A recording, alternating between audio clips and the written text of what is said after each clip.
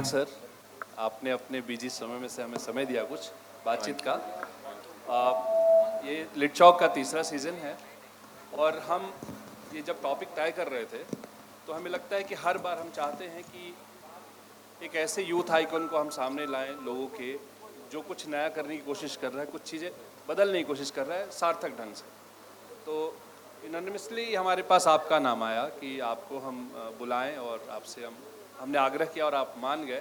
तो आपको बहुत बहुत शुक्रिया हमारी तरफ से, लिट चौक की पूरी टीम की तरफ से। Thank you for having me here भाई, एब्सोल्यूट प्लेजर, थैंक यू। मैं जब भी चिराग सर को देखता हूँ, मुझे वो जो माइथोलॉजिकल एक कहानी है वेस्ट की कि एक पक्षी है, कोहेकाफ का कुकुनस पक्षी, जिसे आप फिनिक्स भी कहते हैं। मैं बहुत पीछे नहीं जाना चाहता हूँ, बस 2-2.5 साल पीछे जाना चाहता हूँ, जब एक युवा एक बड़े बरगद के नीचे आकार ले रहा था, चीज़ों को समझने की कोशिश कर रहा था और एकाएक उस बरगद की विदाई हो जाती है असमय, और उसके बाद उस यूथ को आसपास के लोग भी छोड़ के चले जाते हैं। एक बड़ी राष्ट्रीय पार्टी टूट भी जाती है और उसके बाद मीडिया के कुछ एक बड़े नामचीन चेहरे उसे चुका हुआ समझ लेते हैं। लेकिन कहते हैं ना कि वो जज्बा जो विरासत में मिली थी, एक जमीनी धाकड़ नेता से जो विरासत में पाई थी उस युवा ने, वो फिर से खड़ा हुआ और फिनिक्स की तरह अपने पूरे डैनों को फैला के पूरे आसमान पे छा जाने को पूरी तरीके से बेकरार भी है और उसके साथ युवाओं का पूरा हुजूम भी है।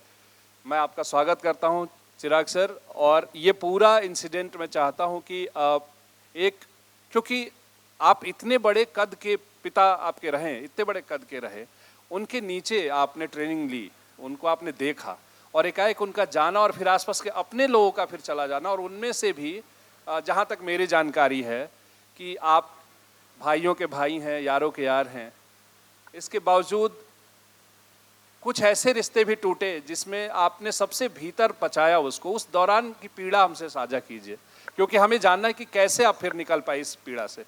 ये बहुत निजी सवाल है, लेकिन यही वो बात है जो आप जब उठते हैं तो हम लोग जैसे लोग जुड़ते हैं आपसे। भाई सबसे पहले तो धन्यवाद आपका, इतने खूबसूरती से आपने मेरे ज़िंदगी के एक इतने महत्वपूर्ण अध्याय को जिन कम शब्दों में ढाला है और जितनी खूबसूरती से सबके समक्ष आपने रखा, उसके लिए धन्यवाद। And thank you for having me here. आज अच्छा लगा यहाँ पर आकर, इंदौर में आकर, इंदौर के खूबसूरत लोगों से मिलकर। खूबसूरत शहर में अक्सर आना जाना रहा है, पर आज भी यहाँ पर आकर हमेशा एक नई ऊर्जा का मैं अनुभव करता हूँ। भाई यकीनन आपने पिछले 2-2.5 सालों का जिक्र किया, जो मेरे लिए कठिन समय रहा मेरे जीवन का। मुझे लगता है जीवन के 4 दशक बिता चुका हूँ, 4 दशक से ज़्यादा बिता चुका हूँ, और उसमें सबसे कठिन दौर अगर आया तो ये पिछले 2-2.5 साल ही रहे। Life was extremely difficult after पापा। उनके जाने के बाद सही मायनों में ज़िंदगी क्या है इसका मैंने अनुभव किया। I won't shy away from the fact, भाई हम लोग को नेपो किड कहा जाता है, आप नहीं भी कहेंगे तो भाई हकीकत तो है ही।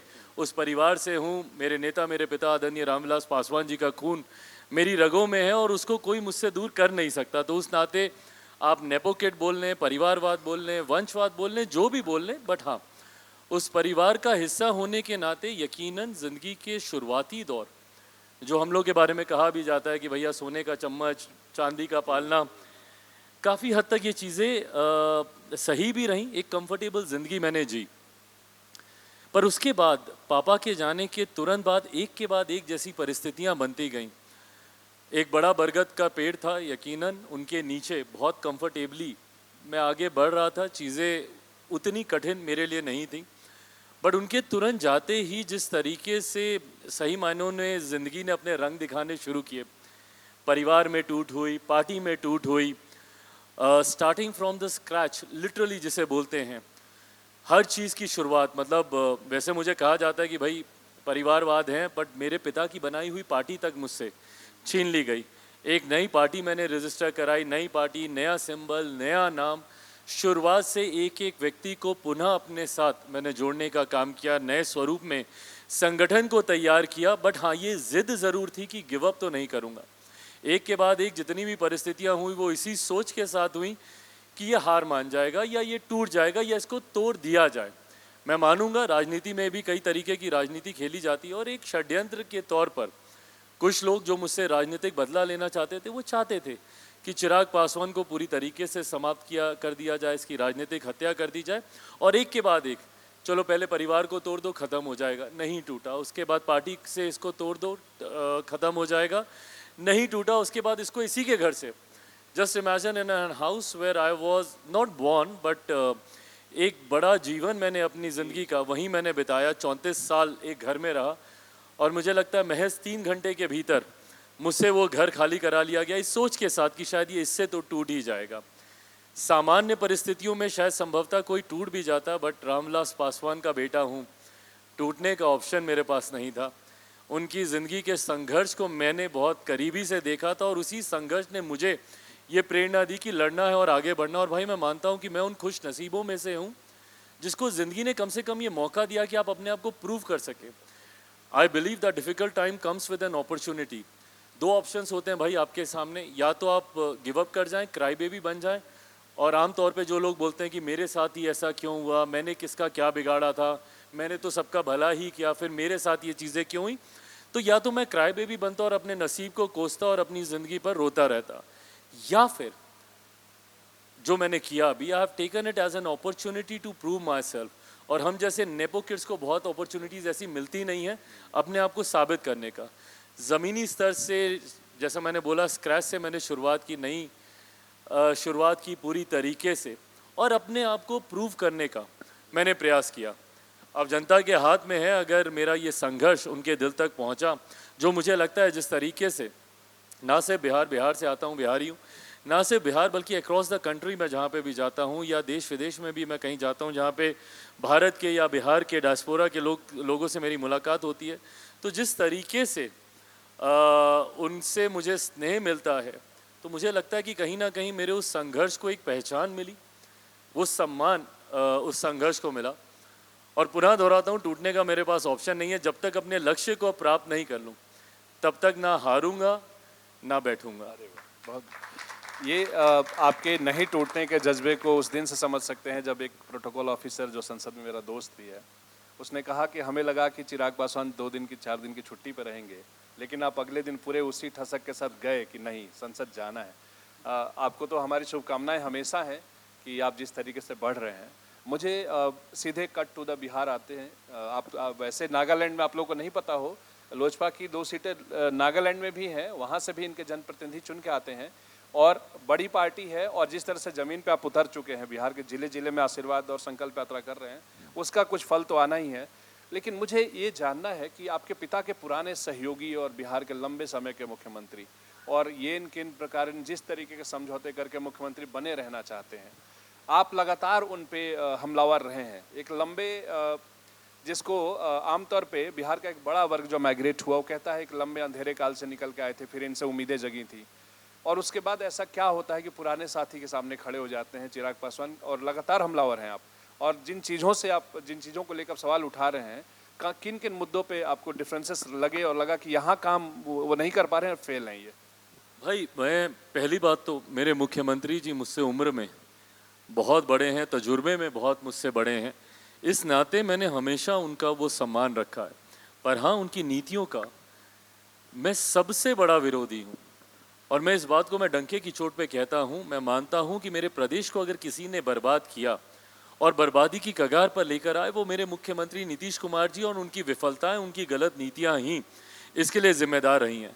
आज लगभग 2 दशक के ये मुख्यमंत्री हैं, और इन 2 दशकों में मेरे मुख्यमंत्री ही जवाब दें या अगर उनके कोई साथी उनकी जगह हों जो ये इस बात को बताएं कि इन 2 दशकों में ऐसा क्या बदला बिहार में जिससे या तो पलायन रुके, या बिहार की अर्थव्यवस्था बेहतर हो, या बिहार की कम से कम छवि ही बेहतर हो जाए। भाई मुझे ताज्जुब होता है और कई बार शर्म भी आती है कि मैं एक ऐसे प्रदेश से आता हूं जो सुर्खियों में गलत कारणों से रहता है। मेरा प्रदेश सुर्खियों में रहता है क्यों? क्योंकि यहाँ पे पुल हवा में गिर जाता है, यहाँ पे बांध चूहे कुतर जाते हैं, लाखों की शराब थाने से चूहे पी जाते हैं।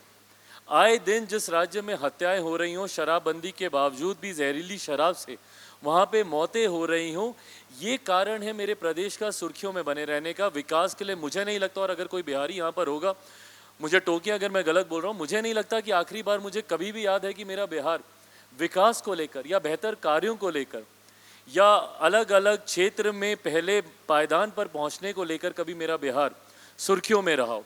आज भी बिहार से पलायन होता है आज़ादी के 75 साल के बाद भी, शिक्षा को लेकर, रोजगार को लेकर, स्वास्थ्य सेवाओं को लेकर। एक ऐसा प्रदेश जहां के मुख्यमंत्री स्वयं अपने मोतियाबिंद का, एक छोटा सा मोतियाबिंद का ऑपरेशन भाई, उसको कराने के लिए पटना से 1000 किलोमीटर की चार्टर फ्लाइट लेकर दिल्ली जाते हैं। क्यों? क्योंकि उनको पता है मुजफ्फरपुर की वो घटना उनके सामने है जहाँ पे 1 दर्जन लोगों की आंखों की रोशनी चली गई, उनकी आंखें निकालनी पड़ी मोतियाबिंद के ऑपरेशन की विफलता की वजह से। एक ऐसा प्रदेश भाई, और मुझे पुनः अगर टोकिएगा मैं गलत कह रहा हूँ क्योंकि 1-2 साथी भी हैं यहाँ पर जो अपना भी अनुभव बता रहे थे, एक ऐसा प्रदेश जहाँ पे कोई बिहारी, कोई परिवार सबसे पहले सक्षम होता है ना, तो वो अपने बेटा बेटी को पढ़ने के लिए बाहर भेज देता है। उनका बेटा बेटी पढ़ने के लिए बाहर जाएगा, दूसरे राज्य में या दूसरे देश में जाके वहीं पे शिक्षा हासिल करेगा, वहीं पे रोजगार करेगा, वहीं पे घर खरीदेगा, वहीं पे शादी करेगा, वहीं पे बच्चे पैदा करेगा और फिर उसी प्रदेश का होके रह जाएगा और अपने ही प्रदेश में वो प्रवासी कहलाएगा, अपने ही प्रदेश में उसको बाहर का समझा जाएगा। ये परिस्थिति हमारे प्रदेश की बन गई भाई। कोटा आज भी मेरे बच्चों को जाना पड़ता है। कोटा में पढ़ने वाला बिहारी, पढ़ाने वाला बिहारी, अधिकांश शैक्षिक संस्थानों के मालिक वहाँ पे बिहारी, पर व्यवस्था राजस्थानी।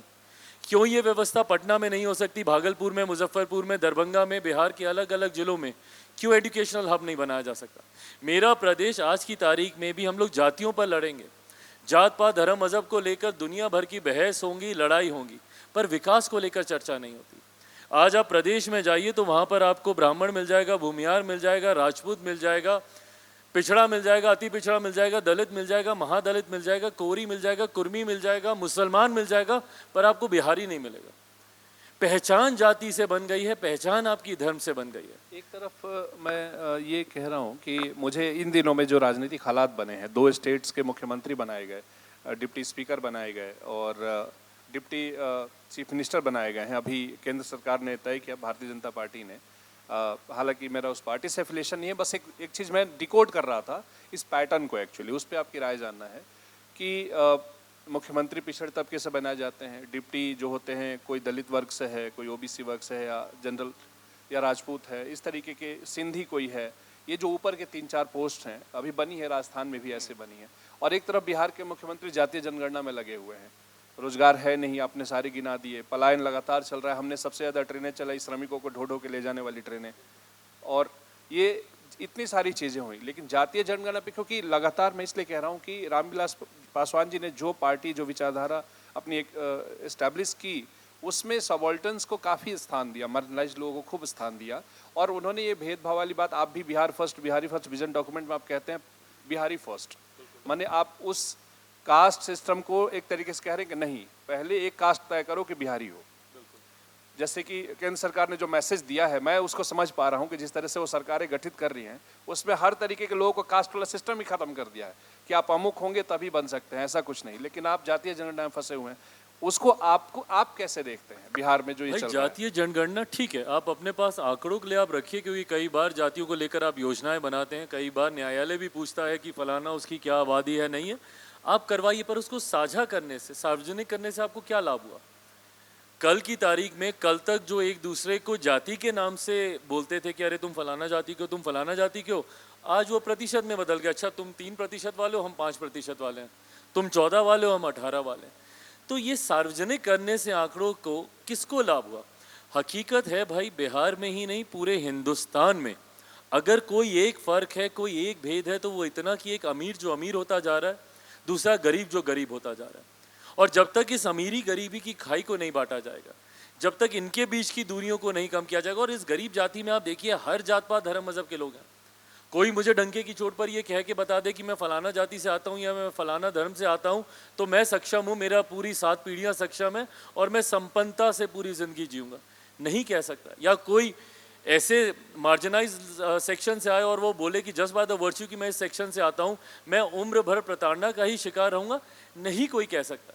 तो इस गरीब जाति में हर जात पात धर्म मजहब के लोग आते हैं। लड़ाई हम लोग को अमीरी गरीबी की लड़नी, और ये लड़ाई तब लड़ सकेंगे जब एक लार्जर पिक्चर को लेकर आप आगे बढ़ेंगे।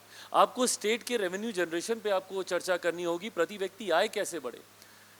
पर कैपिटा इनकम कैसे बढ़े उस पर आपको चर्चा करनी होगी। मेरा प्रदेश भाई कृषि प्रधान प्रदेश है। आप किसानों की एक बहुत बड़ी जाति है जिस पे आपको चर्चा करने की ज़रूरत है, और उन सबकी समस्या एक जैसी है। कोई किसान अगड़ी जाति से आ रहा है इसलिए वो संपन्न है, और कोई पिछड़ी जाति से आ रहा है इसीलिए वो पिछड़ा है, ये कारण नहीं है। आपको तमाम किसानों की समस्या, आज भी किसानों की वही बाढ़ की समस्या, वही सुखाड़, वही सिंचाई की समस्या। तो इन तमाम चीज़ों को आपको जाति की नहीं जमात की बात करनी होगी, आपको महिलाओं की बात करनी होगी, युवाओं की बात करनी होगी, बिना बिना जात पात धर्म मजहब के। किसानों की आपको बात करनी होगी, मजदूरों की बात करनी होगी, बिना उनको जातियों में बांटे हुए, बिना उनको धर्म में बांटे हुए। बेहद खूबसूरत बात है कि जात की नहीं जमात की बात करनी होगी, क्योंकि समाज ही बढ़ेगा और ऐसे बांट के तो बढ़ेगा नहीं। मैं फिर से आता हूँ कि एक बड़ा एजेंडा मैं देख रहा था, हमारे यहाँ एजुकेशन की बात की आपने, एक बड़ा जिसपे हर बिहारी बड़ा गौरव करता है कि तमाम यूपीएससी और तमाम बड़ी प्रतियोगी परीक्षाओं में हम हैं, डॉक्टर इंजीनियर हम बनते हैं। उसी बिहार के एक भी विश्वविद्यालय में 3 साल का डिग्री कोर्स नहीं है। नई शिक्षा नीति में डिग्री लेने के लिए अब 4 साल प्लस एक एमए वाला जो सिस्टम बना है, हमारे यहाँ 6-6 साल में बीए की डिग्रियाँ। तो वो अगर सपोज आपका एक विजन है, आपने लंबे डॉक्यूमेंट्स दिए हैं लोगों को, लगातार वो बात पहुंचा रहे हैं कि कैसे हमारी एक सार्थक इमेज बने, तो मुझे लगता है कि एज एकेडमिशियन मैं सोचता हूं बार बार कि मैं अगर एक लीडर, युवा उम्मीद चिराग पासवान जी से ये पूछूं कि वो 5 साल 4 साल वाला जो एक गैप हो गया सदियों से चला आ रहा है, मुझे लगता है राज्य गठन हुआ होगा तभी से शायद ये गैप बना रहा होगा, तो उसको कैसे सॉर्ट आउट करेंगे, क्योंकि मैं एकेडमिशियन के तौर पे अपनी चिंता जाहिर कर रहा हूँ। और भाई विडंबना देखिए, the irony of the matter is that कि एक ऐसा राज्य है जो नालंदा यूनिवर्सिटी पर गर्व करता था। मेरे लिए ये गौरव की बात है कि जब विभिन्न देशों के राष्ट्र अध्यक्ष आते हैं और माँ महिम जी जब उनके सम्मान में जब डिनर का आयोजन करती हैं, तो उसमें बैकड्रॉप पे जिस तस्वीर का इस्तेमाल प्रधानमंत्री जी के द्वारा किया जाता है वो नालंदा यूनिवर्सिटी है। एक ऐसा प्रदेश जिसने शिक्षा के महत्व को तब समझा जब देश तो भूल जाइए, दुनिया में कोई देश शिक्षा के महत्व को नहीं समझता था। साउथ एशिया से कितने लोग हमारे पास आते थे तालीम हासिल करने, ज्ञान लेने के लिए, और आज वही राज्य अपनी शिक्षा प्रणाली को लेकर आंसू बहा रहा है। एक ऐसा राज्य जिसने आर्यभट्ट जैसे लोग दिए, एक ऐसा राज्य जिसने बड़े से बड़े विद्वान दिए। चाणक्य नीति पर आज हम लोग चर्चा करते हैं, वो विद्वानों की वो धरती, और आज उसी प्रदेश में जो ग्रेजुएशन का कोर्स आपने कहा 3 साल का कोर्स, सोचिए 5-5, 6-6 साल तक वो कोर्स पूरा नहीं हो रहा है। But the worst part is that भाई, who is talking about it?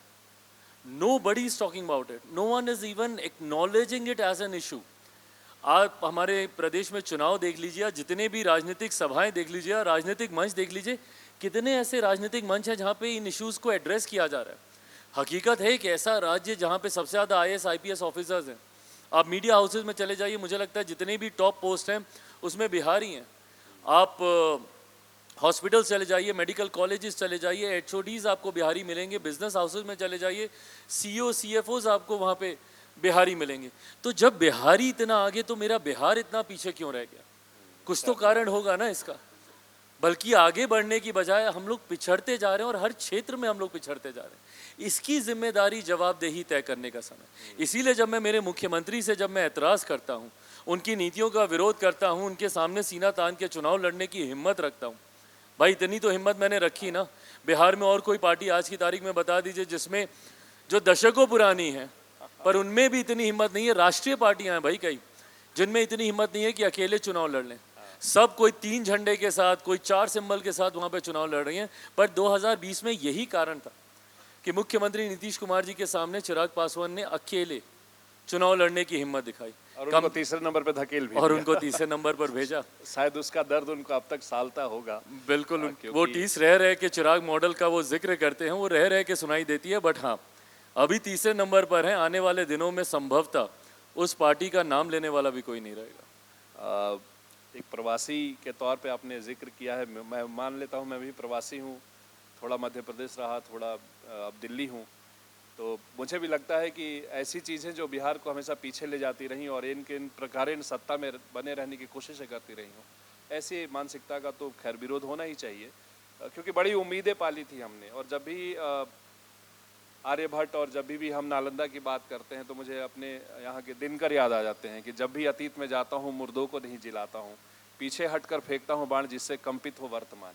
वर्तमान को कंपित करने के लिए पीछे उदाहरण दिए जाते हैं। ये नहीं कि इतिहास गौरवशाली है, क्यों नहीं हो सकता कि बात आप कर रहे हैं। और वो डॉक्यूमेंट मैंने थॉरली पढ़ा है और उसमें जिस तरह से आप यूथ को लेकर लगातार टारगेट कर रहे हैं कि यूथ को कैसे, क्योंकि हमारे पास एक भी ढंग का स्टेडियम नहीं है। एक स्टेडियम है जो बिल्कुल पटना में है, मुख्यमंत्री जी की नाक के नीचे है और उसमें चरागाह बना हुआ है और कमर भर पानी लग जाता है उसमें। कभी ज़माने पहले कभी एक मैच हुआ था 96 के वर्ल्ड कप में, हम सुना करते थे। तो ये स्थिति है जिस प्रांत की। मैं अपना समय, मेरे पास सवाल जो होंगे वो हम ले लेंगे, लेकिन आप लोग शायद ये मौका नहीं पा पाएंगे कि चिराग पासवान जी से 1 to 1 कोई सवाल कर पाएँ। आप में से कोई है जो पूछना चाह रहा है? नमस्कार चिराग जी, इंदौर में एक बार फिर आपका बहुत स्वागत है, अभिनंदन Thank है। you. मालवा की धरती ऐसी है। आपने कहा था कि आप मोदी जी के हनुमान हैं। हेलो, अब आवाज आ रही है? आपने कहा था आप मोदी जी के हनुमान हैं, तो ये हनुमान ने तो अपने सीने में राम जी को दिखा दिया, राम जी के सीने में हनुमान कब दिखाई देंगे?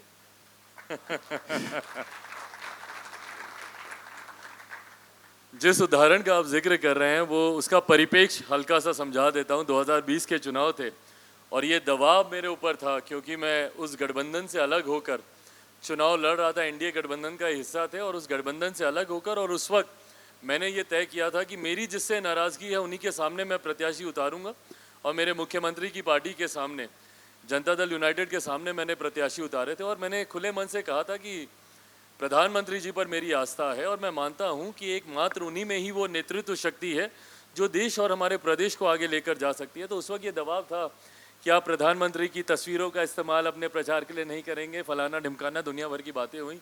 तो उस वक्त मैंने उस परिप्रेक्ष्य में ये मैंने कहा था कि प्रधानमंत्री मेरे दिल में बसते हैं, मुझे उनकी तस्वीर होर्डिंग पे लगाने की ज़रूरत नहीं। और यहाँ से इस बात की शुरुआत हुई कि हम उनके हनुमान और वो राम, और ये राम हनुमान का क्या बात, पूरा बहुत प्रकरण ये चला। बट हाँ, मैं पुनः दोहराता हूं कि मेरा एक अटूट विश्वास मेरे प्रधानमंत्री पर कई कारणों से रहा। व्यक्तिगत उसमें एक बहुत बड़ा कारण है, राजनीतिक तो है ही, जिसका मैंने जिक्र किया कि मैं उन पर विश्वास रखता हूं कि उन्हीं में वो इच्छा शक्ति है देश को आगे लेकर जाने की, और उन्होंने वो इच्छा शक्ति को धरातल पर उतार के दिखाया। लंबित जितने ज्वलंत विषय थे जिनको लेकर दशकों से राजनीति चल रही थी, उन सबको उन्होंने पूर्ण विराम देने का उन्होंने काम किया। भले वो अयोध्या में राम मंदिर के निर्माण की बात हो, या फिर धारा 370 हटाने की बात हो, या विमेन रिजर्वेशन बिल, आदि आबादी को जो मजबूत प्रतिनिधित्व भारत की संसद में मिलना चाहिए, जिसके लिए लंबी लड़ाई हम लोगों ने, मेरे नेता, मेरे पिता ने इसकी शुरुआत की थी। मुझे याद है 89 में जब वीपी सिंह जी की सरकार थी, वो श्रम एवं कल्याण मंत्री थे, महिला बाल विकास उन्हीं के अंतर्गत आता था। तो उस वक्त से इसकी हम लोग लड़ रहे हैं। तो इन तमाम विषयों को, तो ये राजनीतिक इच्छा शक्ति एक तरफ हुई, पर भाई वो एक ऐसे व्यक्ति रहे मेरे जीवन में जिन्होंने हर दुख सुख की घड़ी में मजबूती से मेरे साथ खड़े रहे। मेरे पिता जब अस्पताल में थे, दिन में 2-2 बार ना सिर्फ वो फ़ोन कर उनका हालचाल पूछते थे, बल्कि डॉक्टर्स से रिपोर्ट लेकर वो मुझे जानकारी देते थे कि अब हम लोग को अगला कदम इसके लिए क्या उठाना चाहिए।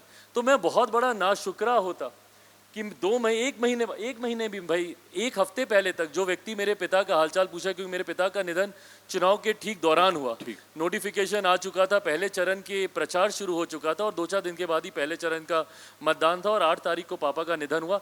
एक दिन पहले जो मेरे लिए दिन रात खड़े हैं, एक दिन के बाद मैं राजनीतिक महत्वाकांक्षाओं से उनकी आलोचना करने लग जाऊं, ये मेरे ज़मीर को गवारा नहीं था। और इसीलिए फिर मैंने इस उदाहरण का इस्तेमाल किया। और ये राम हनुमान, और जो आपने कहा कि वो कब सीना चीर के दिखाएंगे, मुझे लगता है कई ऐसे मौके रहे जहां पर उन्होंने भी अपनी इस परीक्षा पर वो खरे उतरे। और जिस तरीके से हाल फिलहाल में एक एनडीए का समारोह था और जिस तरीके से उन्होंने मुझे अपने गले लगाया, और कई बातें क्या सार्वजनिक नहीं आती, बट पर्दे के पीछे रहकर मेरे और मेरे परिवार के लिए जितना मेरे प्रधानमंत्री जी ने किया है, शायद मैं उम्र भर भी उसको पूरा नहीं कर सकता। आपने हनुमान होने का जिक्र किया है। एक छोटा सा सवाल मुन्ना भाई इससे जोड़ देता हूँ, जो उत्तर दिया है चिराग भाई ने, तो उससे ऐसा लगता है कि जल्दी हम देखेंगे कि लोकसभा चुनाव का नोटिफिकेशन आए, उसके पहले कोई मंत्री पद हो, और ऐसा कुछ उम्मीद करूं पत्रकार लोगों को, तो फिर उत्तर में से उत्तर समझ में आता है ना। ये बातचीत से पहले जयदीप सर कुछ लोग कह रहे थे कि मंत्री पद ढूंढ रहे हैं। हम तो चाह रहे हैं कि जब हनुमान कह ही दिया इन्होंने, तो जिस प्रदेश को पीछे 30 सालों में बीमार बना दिया गया है, उस प्रदेश को अपने हिमालयी कंधों पे उठा लें फिर। हाँ। और वो उठाए और वहाँ बीमारियां ही बीमारियां हैं, तो हनुमान ही कोई सीधा कर सकता है उन बीमारियों को। तो हमारी भाई- उम्मीद तो ये है उनसे। उत्तर से तो उम्मीद यही बनती है। हाँ, और लोगों के जहन में भी यही है। जी। भाई बिहार फर्स्ट, बिहारी फर्स्ट की सोच के साथ आगे बढ़ रहा हूँ। ऑनेस्टली बोलता हूँ, मैं एक ऐसे परिवार से आता हूँ, अभी थोड़ी देर पहले भी एक साथी जिक्र कर रहे थे, मेरे पिता को मौसम वैज्ञानिक कहा जाता था। लंबे समय तक मुझे समझ में ही नहीं आता था कि उनकी आलोचना की जा रही है कि उनकी तारीफ की जा रही है, whether he is getting criticise या ये उनकी तारीफ हो रही है, उनको उनको मतलब कि ये अच्छे में कहा जा रहा है कि हर सरकार में मंत्री भी रहना ये अपने में भी एक बहुत बड़ी काबिलियत का विषय है। बट बहरहाल क्योंकि वो हर सरकार में मंत्री रहे और बचपन से मुझे लगता है पूरे स्कूल में ताने के तौर पर मैंने यही सुना है, मंत्री का बेटा, मंत्री का बेटा, मंत्री का बेटा, तो मेरे लिए ये कोई बड़ा पद रहा नहीं आज की तारीख में। और महत्वाकांक्षाएं भी मेरी अब उस ओर नहीं है। जिस परिवार से आता हूँ सब कुछ देखा है मैंने, अब सिर्फ करने की भावना रखता हूँ। और ये मैं कोई अपने आप को बहुत अच्छा दिखाने के लिए बड़ी बड़ी बातें कहने का प्रयास नहीं कर रहा हूँ, बट हकीकत में अगर, और इसको मैं उदाहरण दूंगा, अगर मुझे सिर्फ किसी मंत्री पद की या कुछ पाने की लालसा होती तो 2020 का समय मेरे लिए सबसे उपयुक्त था।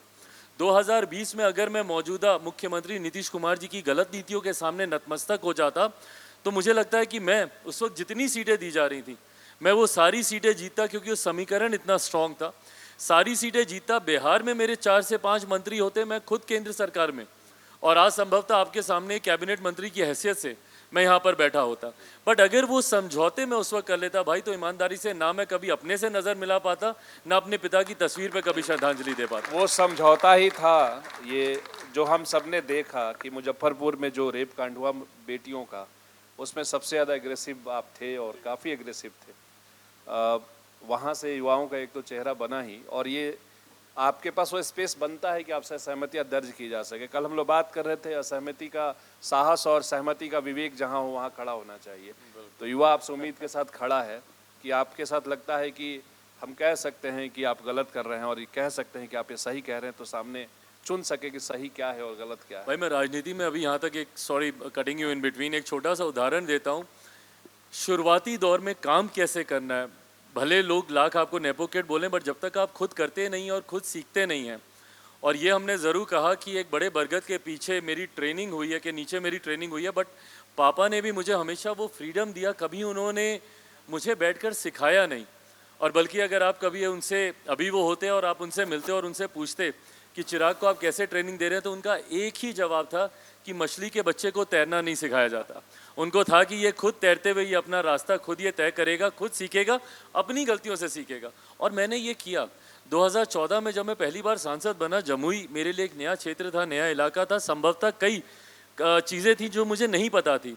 सोशल मीडिया पे एक्टिव रहता हूँ, उस पर ट्रोलर्स और जब गालियाँ पड़ती हैं उसको मैं बहुत पॉजिटिवली लेता हूँ।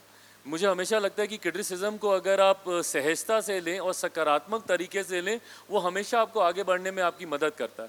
तो उसमें जितनी बार मेरे बारे में ये लिखा गया कि इन्होंने ये नहीं किया, इन्होंने वो नहीं किया, सबसे पहले मैंने वो कार्य करने का मैंने प्रयास किया। तो मैंने हमेशा अपने क्रिटिसिज्म से ही सीखा है और मैं अपने आलोचकों का हमेशा सम्मान करता हूँ। और ये आगे बढ़ने की सबसे बड़ी कुंजी भी है कि आप पब्लिक जीवन में हैं। और किसी का कोई सवाल बिल्कुल छोटे रखिए, क्योंकि हमारे पास बहुत छोटा समय है। जो घटना अभी हुई है हाल ही में 2-3 दिन पहले कि जो युवा है उन्होंने ब्लास्ट किया संसद में, वही चीज भगत सिंह ने की थी उस समय, तो उसको आप कैसे देखते हैं? इसके पीछे मोटिव को जानना जरूरी है, किस कारण से किया गया। कई यानी बार आप एक्सेप्ट करते हैं कि हमारे जो है बेरोजगारी बहुत है, उस पे काम करना उस पे बात हो रही है। एक सवाल लेने हैं, 4-5 लोगों के सवाल है मैम। बस एक प्लीज सेकंड आप आंसर कर दें। मैं इनका जवाब दे दूं। कई बार आलोचना करने के लिए जब आलोचना की जाती है तो वो भी गलत है, जस्ट बाय द वर्च्यू कि आपको किसी को क्रिटिसाइज करना है। मैं हमेशा मानता हूँ, और आज की तारीख में तो मुझे लगता है कि इतने माध्यम बन गए, सोशल मीडियम और दुनिया भर के माध्यम। जब भगत सिंह जी का आपने जिक्र किया, उस वक्त कई बार ज़रूर धमाकों की ज़रूरत पड़ती थी उन गूंगी बहरी सरकारों को जगाने के लिए जो संभवतः जिन तक आपकी बातें नहीं पहुंच रही। पर आज की तारीख में मुझे लगता है जब सोशल मीडिया और विभिन्न और प्लेटफॉर्म इतने सक्रिय हैं, एक्टिव हैं, जहां पर आप अपनी बातों को मजबूती से आप रख सकते हैं, ऐसे में इस तरीके की घटना का मैं समर्थन नहीं करूंगा। जो विषय आपने उठाया, यकीनन इस विषय से कोई शाय अवे नहीं कर सकता है। युवाओं से जुड़ा हुआ बेरोजगारी का एक बहुत बड़ा मुद्दा, जिसको हर सरकार को मिलकर, भारत में एक संघीय ढांचा है, फेडरल स्ट्रक्चर है, जहाँ पे कई अधिकार केंद्र के पास हैं, राज्यों के भी पास हैं। ऐसे में मुझे लगता है कि ये एक विषय है जिसपे हर सरकार को साथ मिलकर कैसे हम लोग जॉब अपॉर्चुनिटीज़ क्रिएट करें, कैसे अपने अपने स्तरों पर। मैं इसको भी मैं नकारूंगा जब कोई बोले कि कोई सरकार प्रयास नहीं कर रही। हर सरकार अपने अपने स्तर पर प्रयास कर रही है, पर इस प्रयास को और कैसे बढ़ाया जा सकता है उस पर ज़रूर हम लोग को काम करना चाहिए। और इसीलिए भाई एक इसी क्रम में एक चीज़ और बता दूं, जो मैं अपने विजन डॉक्यूमेंट में बहुत प्रमुखता से उठाता हूं, और मैंने 2-3 बार संसद में ही मैंने इस विषय को उठाया। मैं उम्मीद करता हूं कि जल्द वो भी लागू हो। मैं चाहता हूं कि एक यूथ कमीशन भी अब हमारे देश में आए, जैसे विमेन कमीशन है, SC/ST कमीशन है, बाल आयोग है, अल्पसंख्यक आयोग है, विभिन्न तरीके के ऐसे आयोग हैं जहाँ पे उस वर्ग से जुड़ी हुई समस्याओं के समाधान पर शोध किया जाता है, अध्ययन होता है। ऐसे में मैं चाहता हूँ कि एक युवा आयोग का भी गठन हो। देश की एक बड़ी आबादी युवाओं की है, एक ऐसी नोडल एजेंसी तैयार हो जहाँ पे युवा अपनी समस्याओं को लेकर जाएं। और जब हम युवाओं की समस्या की बात करते हैं, हमें लगता है कि शायद बेहतर शिक्षा और बेरोजगारी ही उनकी समस्या है। आपने खिलाड़ियों का जिक्र किया, कितने खिलाड़ी हैं जो आगे बढ़ना चाहते हैं पर उनके पास वो माध्यम नहीं और उनको जानकारी नहीं है। मैं आपको एक कि कोई सूचना अगर दे रहा हूँ, एक्टर- ये सार्वजनिक मंच है। मेरा एक स्टूडेंट है जो ब्लाइंड है, वो स्विट्जरलैंड में ओलंपिक का स्वर्ण पदक जीत के आया दौड़ में, ब्लाइंड लोगों के, Imagine। और बिहार में उसकी कोई रिस्पेक्ट नहीं हुई, कोई नहीं जानता, उन्हें वहाँ के अखबारों में भी खबर नहीं है, और वो कोसी अंचल का है और बिहार का सबसे पिछड़ा तो इलाका भाई है। यही दिक्कत है, इन सारी चीज़ों को हम लोग चर्चा में भी नहीं लाते हैं। खिलाड़ी हो गया, अब कोई कला के क्षेत्र में जाना चाहे, एक्टिंग को अभी तक हम प्रोफेशन के तौर पे रिकॉग्नाइज ही नहीं करते। किसी को हो सकता है डायरेक्टर बनना हो, किसी को स्क्रिप्ट राइटर बनना हो, किसी को प्रोडक्शन में जाना हो।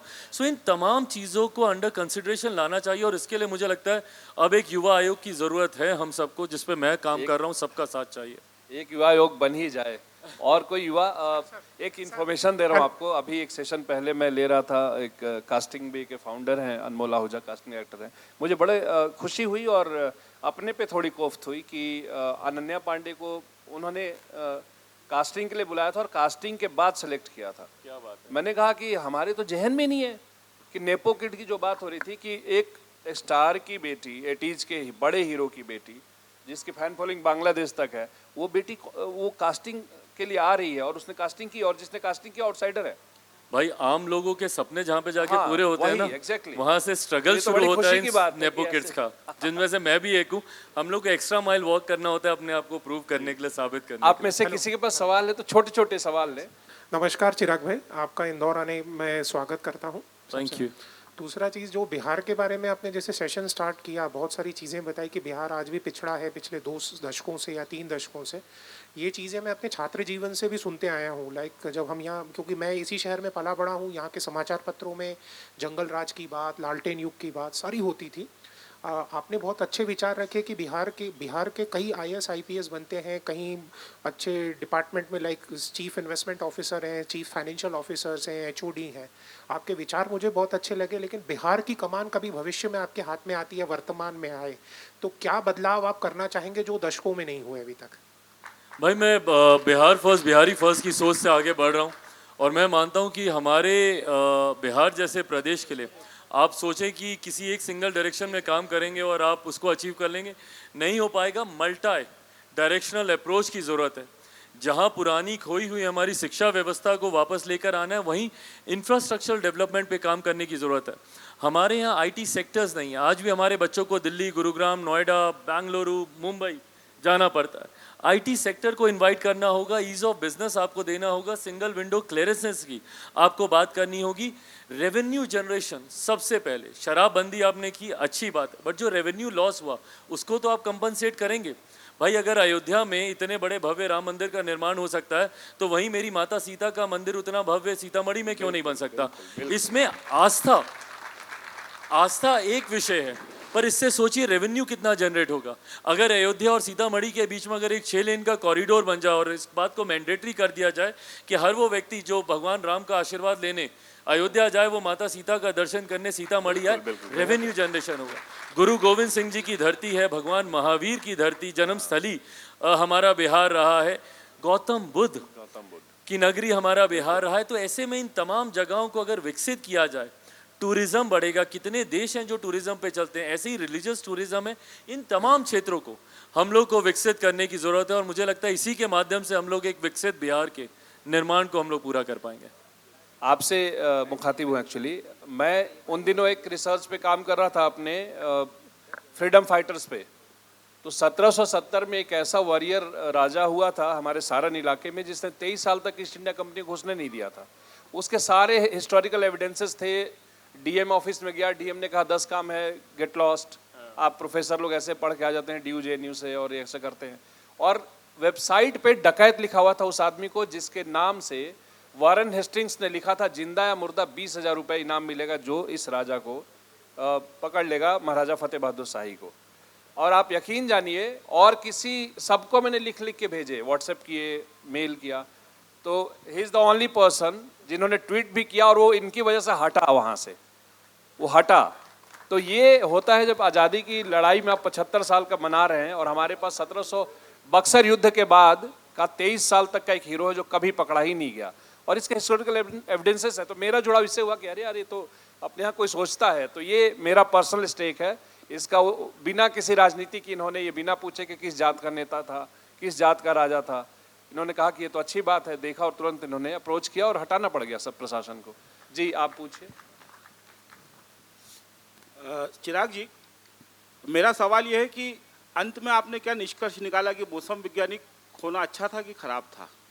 मौसम विज्ञानी मौसम विज्ञानी अच्छा होना था या क्या खराब अच्छा था, आपने लगा? क्या खराब? निष्कर्ष नहीं, क्या जैसा निष्कर्ष? मैंने और कहा- एक सवाल और इसके साथ ही कि जाति जनगणना से आप क्या समझते हैं, या आप उसके पक्ष में या विपक्ष में, ये भी कृपया बताएं। जो आपके प्रश्न का पहला हिस्सा है, मैं मानता आप हूँ शायद कि लेट वो आए हैं, जाति जनगणना पे कह चुके हैं। मैं मानता हूँ कि वो एक अपने में एक बहुत बड़ी काबिलियत है और हर कोई इतना काबिल हो नहीं सकता जिनमें इतनी दूरदृष्टि हो और ये सोच हो और ये अनुभव अपने में। सोचिए कितना बड़ा अनुभव है जब आप देश में 6 प्रधानमंत्रियों के साथ आपने बतौर कैबिनेट मिनिस्टर काम किया। मेरे लिए भाई एक बहुत बड़े गर्व की बात है जहां आपने बड़ा प्रेशर भी है। वीपी सिंह जी के साथ आपने काम किया, देवेगौड़ा जी के साथ आपने काम किया, आई के गुजराल साहब के साथ आपने काम किया, अटल बिहारी वाजपेयी जी के साथ आपने काम किया, मनमोहन सिंह जी के साथ आपने काम किया और अपनी अंतिम सांस तक प्रधानमंत्री नरेंद्र मोदी जी की कैबिनेट में वो शामिल थे। तो यकीनन ये अपने में भी एक बहुत बड़ी उपलब्धि है और एक बहुत बड़ी जिम्मेदारी है। मुझे लगता है इन तमाम प्रधानमंत्रियों के साथ कार्य करते करते मेरे नेता ने जितने भी विभाग संभाले, आज जब हम लोग मोबाइल फ़ोन देखते हैं हर किसी के हाथ में, तो मुझे गर्व होता है कि ये मेरे नेता की सोच, उनकी देन है। उनका एक बयान जिसकी आलोचना उस वक्त बहुत हुई थी जब मोबाइल फ़ोन्स जब आ रहे थे, तो उस वक्त उन्होंने कहा था कि मेरा सपना है कि एक दिन ऐसा आए जब ये मोबाइल फ़ोन हर रिक्शा वाला, हर ठेला वाला के हाथ में हो, बैगन के भाव ये मोबाइल फ़ोन बिकेगा। उस वक्त विपक्ष ने बहुत आलोचना की थी मेरे पिता की, ये कहकर, क्योंकि वो दौर ऐसा था भाई जब इनकमिंग के लिए भी आपको 12-13 रुपया देना पड़ता था 1 मिनट का। उस वक्त आलोचना हुई थी और आज देखिए घर घर पे ये मोबाइल फ़ोन पहुंचा हुआ है।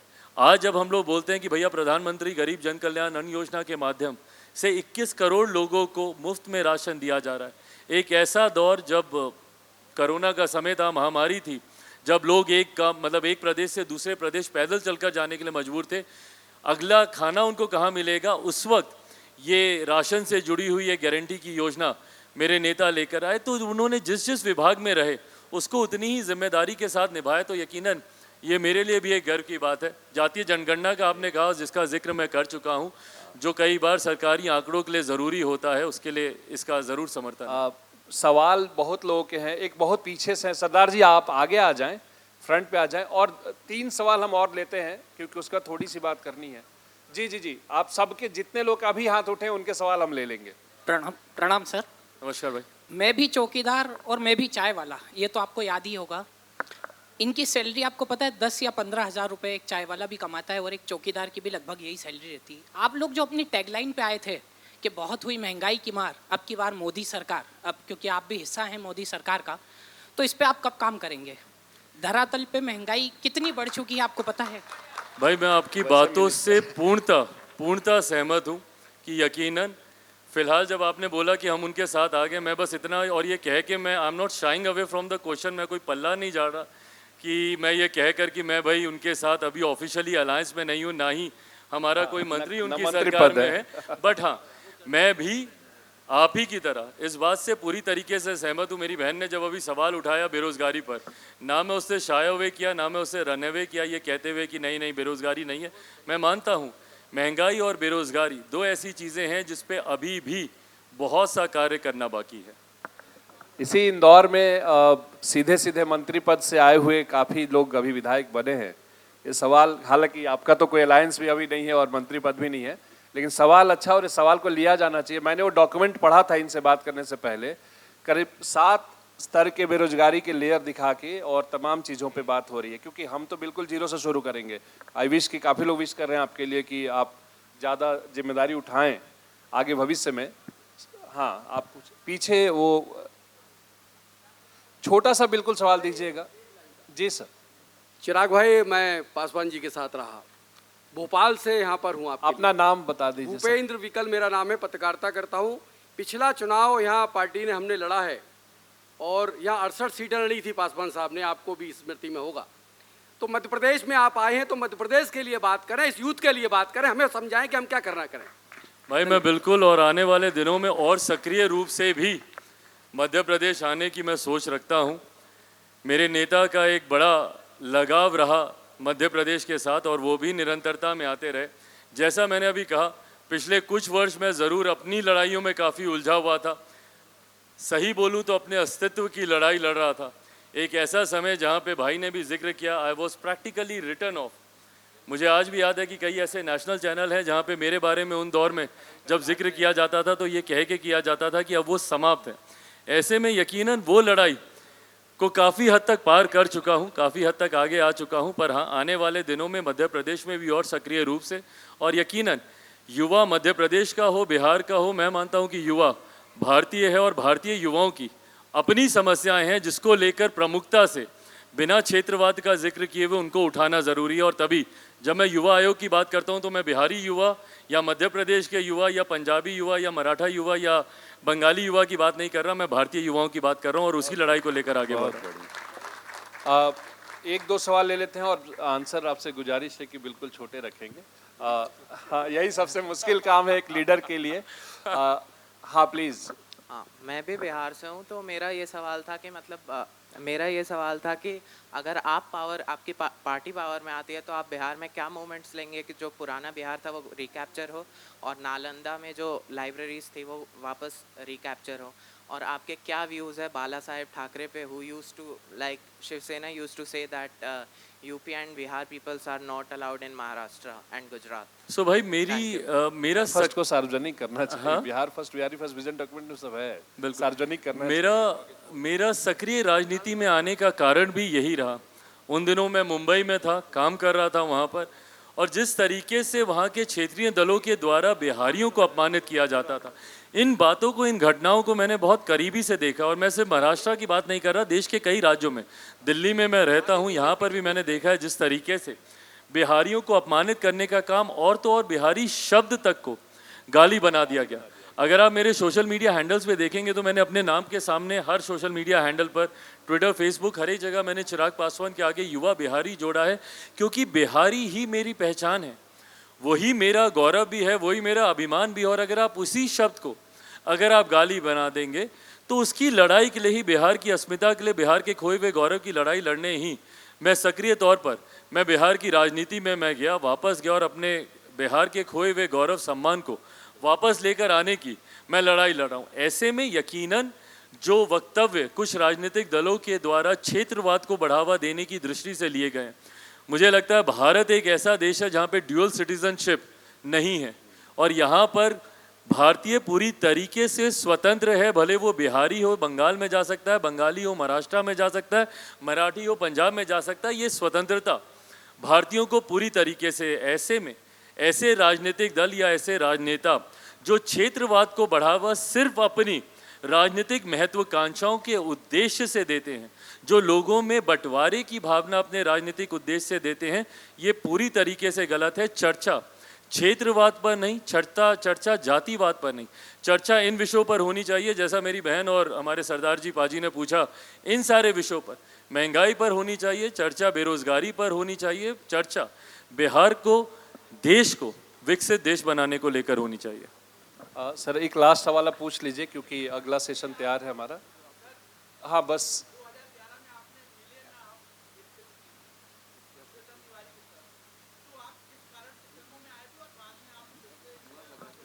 प्रभु, अगर आप हमारी वो फिल्म देख लेते तो ये सवाल ही हमसे नहीं पूछते। उस फिल्म में शुक्रिया हमारा सर। अभिनय ही बहुत बड़ा कारण था कि हम वहां से निकल कर आ गए। बहरहाल वो क्षेत्र मेरे लिए बना जी, नहीं था। बिल्कुल। सहज ज्यादा हूँ जनता के बीच रहकर, जनता के लिए कार्य करने को लेकर। Thank you. Thank you. एक छोटा शब्द है। जितने हमारी बातचीत हुई और जितने टाइट शेड्यूल में आप आए हैं, आपको महाकाल बाबा के दर्शन करने जाना है और महाकाल बाबा के दर्शन का आशीर्वाद हम लोग की तरफ से ये रहे, विश कि आपको हनुमान वाली भूमिका मिले और आप अपने प्रदेश के सर्वोच्च पद पर आसीन हो, ताकि हम जो सपना देखते हैं एक बेहतर बिहार का, वो पूरा हो। इस शुभकामनाओं के साथ लिट चौक इस मंच से आपका बहुत बहुत भाई एक बार शुक्रिया। फिर से लिट चौक के तमाम साथियों का जो कि पीछे रहकर इतनी मेहनत करते हैं, आप सबका बहुत बहुत धन्यवाद and thank you all for being so nice and so welcoming. बहुत बहुत धन्यवाद। जय हिंद।